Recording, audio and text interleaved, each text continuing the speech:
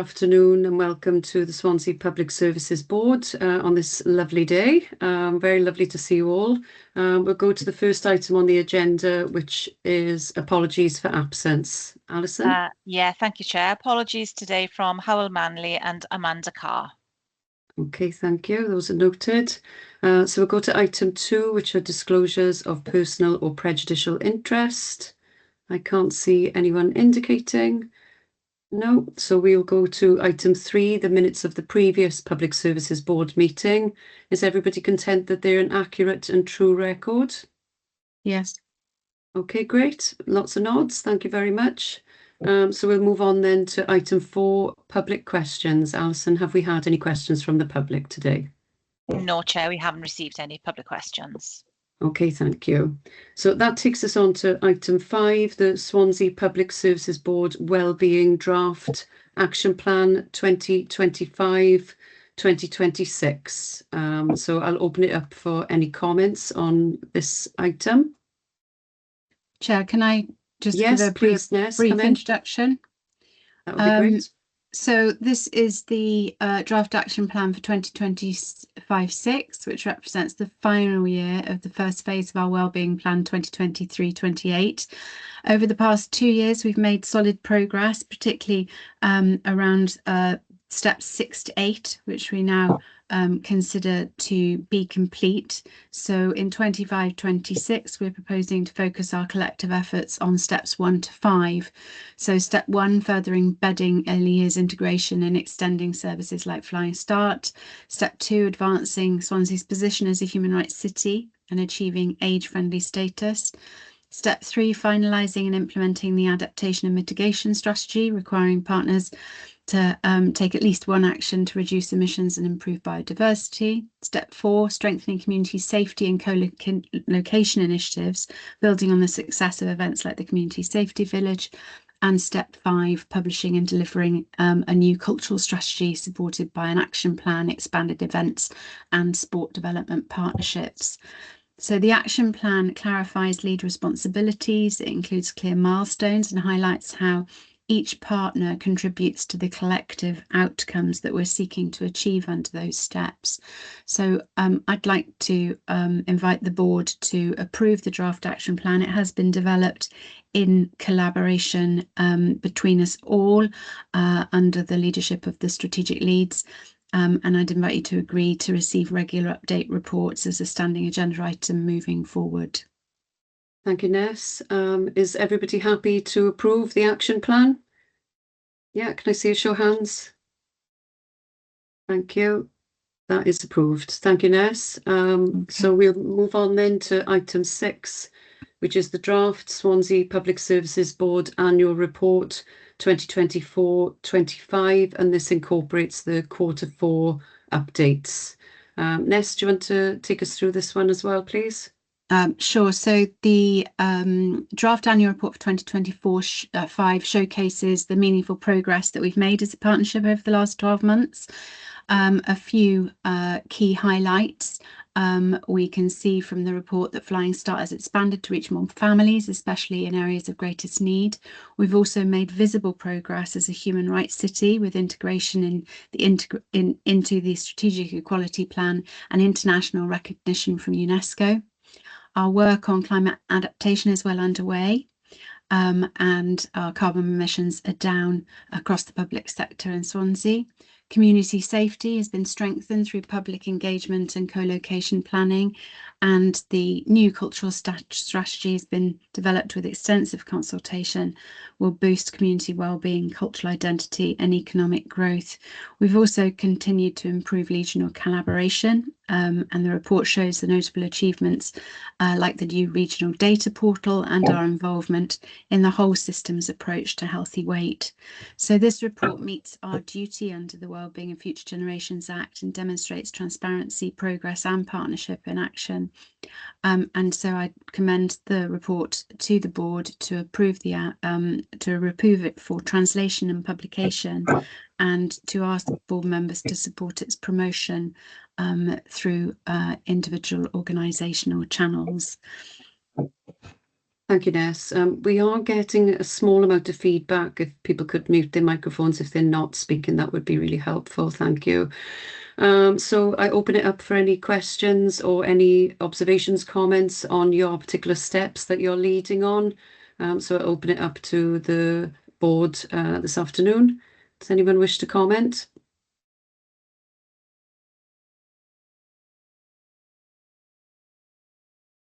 Karen? Sorry, Chair. Are we commenting on the annual report now, aren't we? Not the step action plan? Yes. Correct. Yeah, sorry. Can I come back in and comment on the action plan? I know I should have put my hands up earlier, but I'm going to come before we finish, please. That's okay. I can bring you in now on the action plan, Karen. Okay. Only to say that there may be some slight tweaking to the actual words in our action plan. The principles of what we're doing, which is expanding provision going forward. But we're taking that back to we're setting up a Swansea steering group for early years, which I think is a really good addition. As you know, we've been trying to do this across the region with Neath Port Talbot, and that has hampered our progress. So we've agreed we'll be setting up our own local steering group to really drive action. So all I want to do, Chair, is make sure we just get the wording absolutely right. So we'll take that back to our first group, and then we'll be able to confirm that action. And I don't know if that'll delay publication of the report. Ness, is that okay to have that short bit of time to do that? Yeah, as long as we can do it, quickly, I think that's absolutely fine. You won't want to take months and months over it, but if it's a matter of weeks, that's fine. Yeah, I've got the updated wording and just didn't get it in time to send out for your papers to go out. Right. Yeah, that's absolutely fine. We're very happy to accept that, particularly if it moves progress. That's great. Thank you, Karen. Roger? Yeah, thanks, Chair. We're in the process of putting together, or finalising, I should say, the event we've got on the 7th of June, which is our Community Safety Village tied into the Firefighter Challenge again, which really successful in the last 2 to 3 years. And we've had a number of partners come forward. It's just brilliant. So thank you all who've come forward in terms of setting up a stall for the day to promote messages as well. I think we've got 13 confirmed attendees, which is brilliant.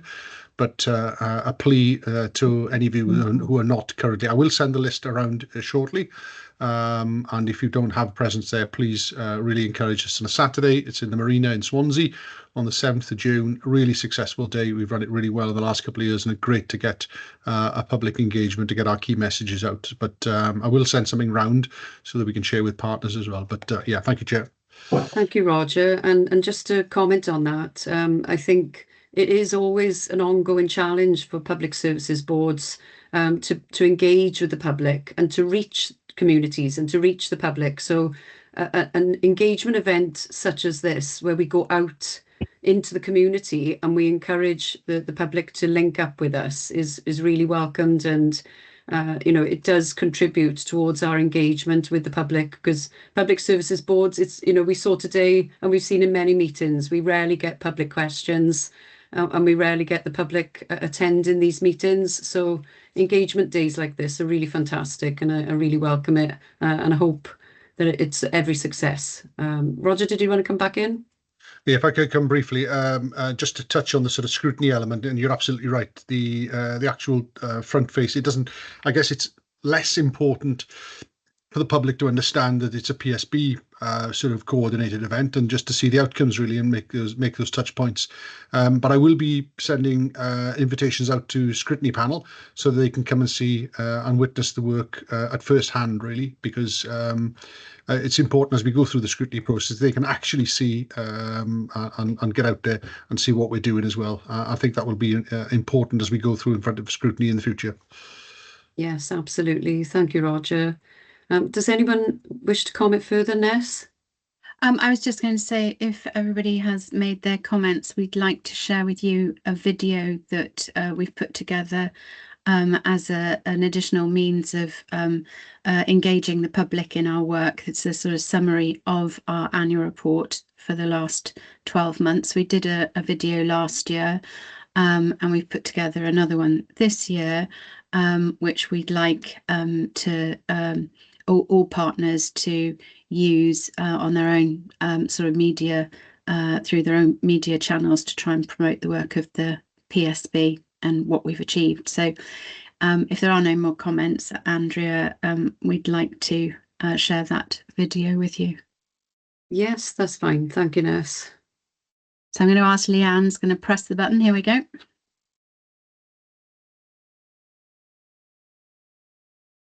Oh, we haven't got sound. Are you struggling with sound there, Leanne?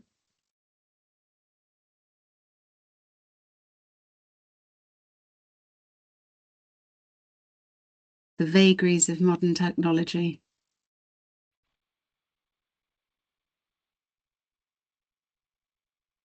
Shumai, hello, I'm Councillor Andrea Lewis, and I'm here at one of the most beautiful locations in Swansea, the fantastic Klein Gardens. I'm here today to update you on the progress made by the Swansea Public Services Board over the last 12 months.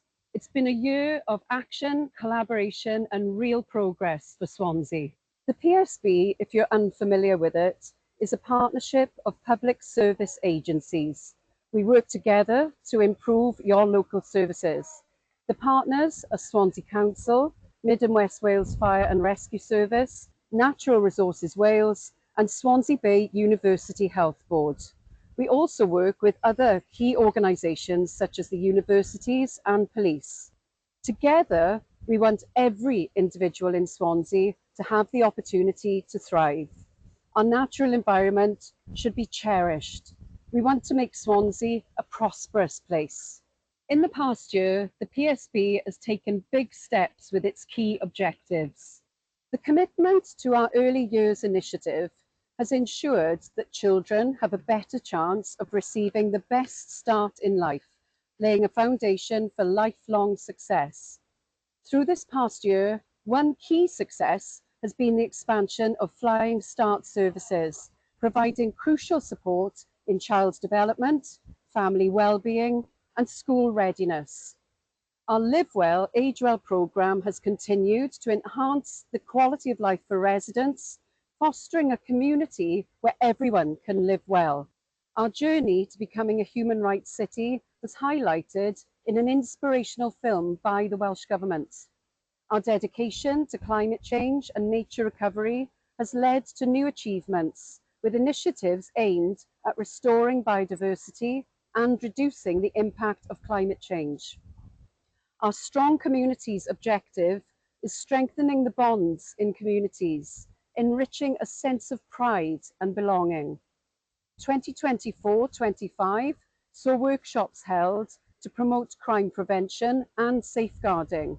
They've helped improve community resilience with more reporting and intervention.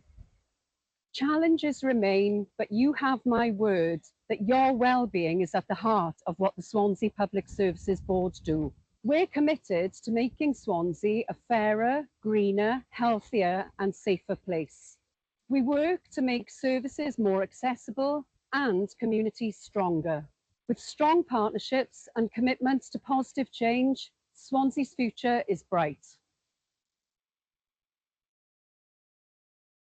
Thank you all. I think we had a bit of a freeze in the video in the centre there, but I don't know if you want to make any comments on the video. I'll open it up to the board. Thank you for the applause. I appreciate it. Ness? I'd just like to say, yeah, I think it's always hard when you're trying to play something live in a Teams meeting. Teams can sometimes struggle with that. So, you know, when it goes out on social media, I'm sure we won't have that sort of buffering challenge. But I think, you know, we had some good levels of engagement from the video last year, but actually I'm hoping that we can do much more in terms of issuing it more widely to get that broader engagement this time around. And I think, you know, it does summarise well the achievements of the board over the last 12 months. We may only meet a few times a year, but there's a huge amount of work that goes on in the background between our meetings, and I think that's evidenced both in the annual report and in the video. Thank you, Ness. Marie? Yeah, thank you, Ness. I think, I mean, it's a very professional video. I think it's very helpful and a much more accessible vehicle to describe what the role of the partnership board is and what it's achieved, and also to secure better engagement. I think one of the things we probably all recognise sitting here is that it is really hard to get the public to engage on the wide spectrum of things that we cover as a partnership. We know it's very easy for the public to, you know, focus on things on social media where there is a very kind of negative or very specific agenda that you know, minority groups might want to target for a particular reason, you know, but trying to get that broader feedback from, you know, from our wider population is, I think, is a much better way of doing it. So I'd be really interested to see what kind of response we get on social media to that, Ness. Yeah, but looks great, you know, really good. Thank you, Marie. And I should put on record my thanks to our council comms team that helped put this together, because they've done a superb job. They're really good. Hannah?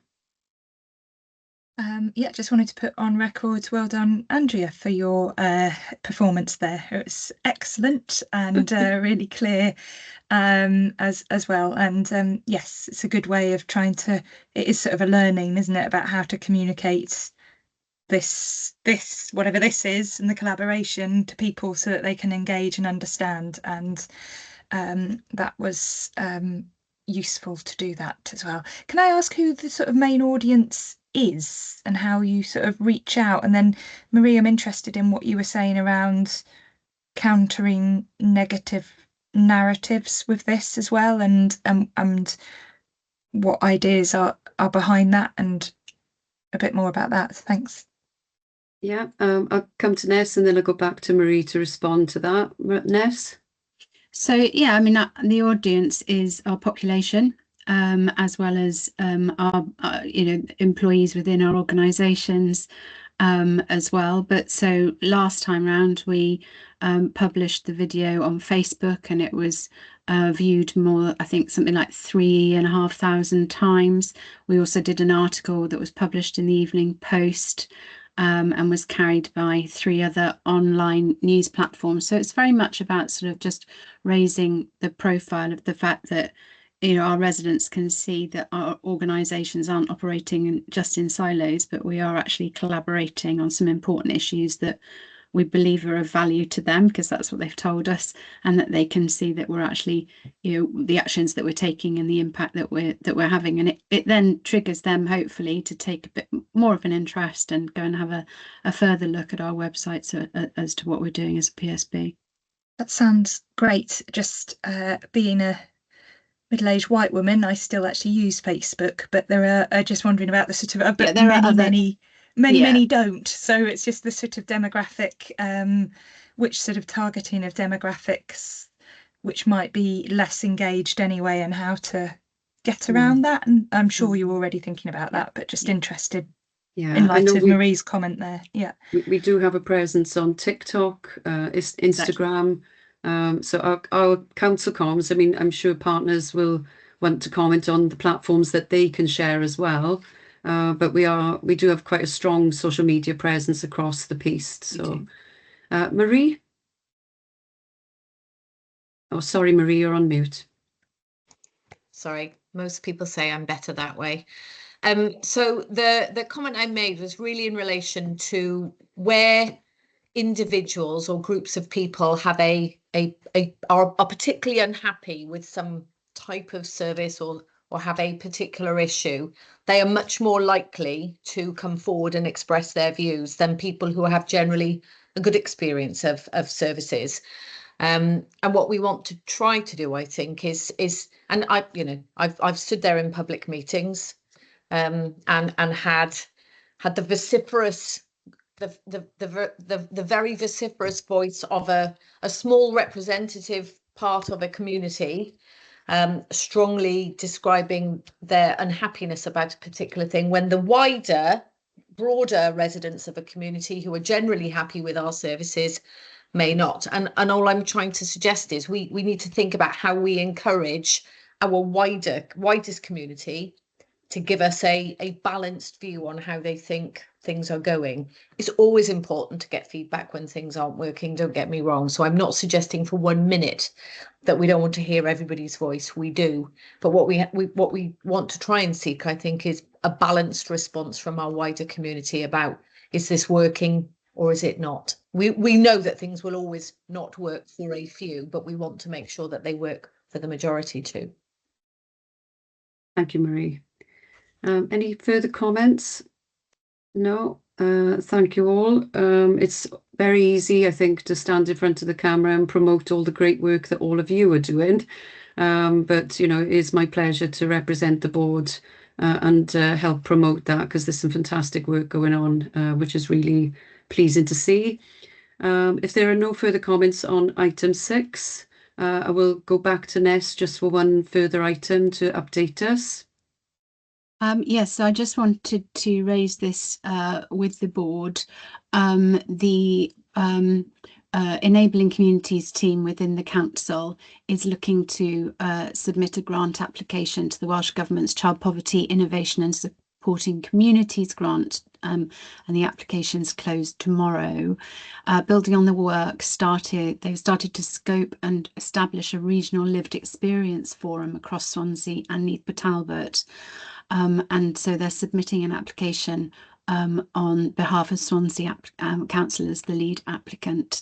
So if successful, the grant would be used to add value to the work to tackle child poverty across the region by developing new structures and resources that would put the lived experiences of children, young people and families at the forefront of informing strategic decisions and service delivery. So the aim of the project would be to establish mechanisms, structures and resources to identify and maximise the impact of where existing lived experience is already being gathered, identify gaps and develop resources to establish good practice across the region and support wider inclusion of lived experience while promoting broader learning from across Wales and the UK. So the funding would run until the 31st of March 2026, and the aim would be to establish a sustainable model that can continue beyond that date without funding, supported by existing resources within the partnership. So the application requires support from key partners, and so we've been asked as a PSB whether we would be happy to support their application and to give our commitment to do that in writing. As I say, the application needs to be in tomorrow. So if PSB members are happy, then I can go back and confirm that to officers so that our name can be added to the list of supporters. Okay, thank you, Ness. Is everybody content to support the application? Yeah, I can't see anyone against. Yeah. Great. Okay. Thank you. That's approval from the board. Thank you, Ness. Thanks very much. So that leaves us with our final item, which is just to note the date of the next meeting, which is the 10th of July. Thank you all very much for your attendance today, and I look forward to seeing you in person very soon. Thank you all. Thanks very much. Thanks, Chair. Thank you. Thank you, Chair.